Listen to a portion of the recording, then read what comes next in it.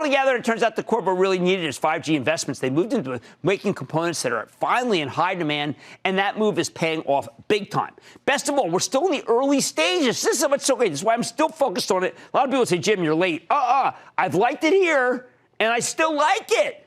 No wonder the stock jumped from 80 to 97 in the quarter and it's kept running. Now it's 101 because we've just gotten more and more people converted to the bullish camp. If we get any kind of final resolution of the trade war, some analysts believe that this could be worth $500 million in sales to Qorvo next year. That's $1 per share in earnings. Even up here, the stock sells for just 15.5 times next year's earnings estimates, and I think you could have a lot more upside. You can put on a small position here, though really, I wanted for a pullback, but I know you're probably itching after 5 weeks of up, saying, Cramer, where's that darn pullback? That's why I've said you can buy some. Who else benefits?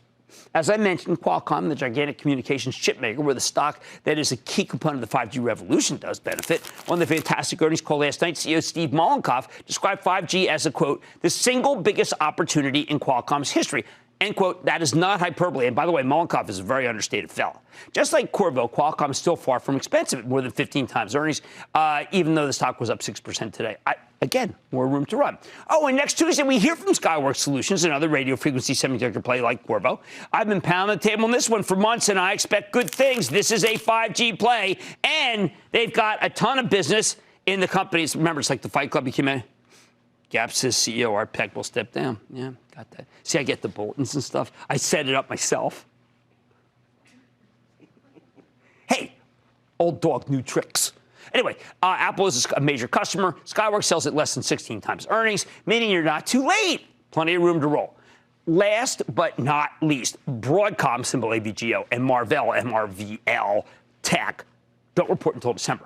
But there are two more chip makers who have meaningful 5G exposure. I'm going to hit them many times in the next few months, although Broadcom is much less of a pure play than others. I like them both, especially Marvell, which we own for my charitable trust, which can follow along our moves by joining the ActionAlertsPlus.com club. Marvell's already surged 7% this week, thanks to a big upgrade from Wells Fargo, but I think it's got much more upside because, as I will explain in next week's club call, I do a conference call once a month, this is the single, Marvell is the single most levered stock to 5G, even more than Qorvo, which I used to call Qorvo when it wasn't doing that well.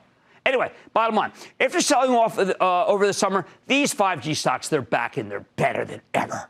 Based on what we heard from Qorvo last week, the business is on fire and you don't want to miss it. Good things. Qorvo, Qualcomm, Skyworks, Broadcom, Marvell. I like them all. Don't miss a second of Mad Money. Follow @Jim Cramer on Twitter. Have a question? Tweet Cramer. #MadTweets.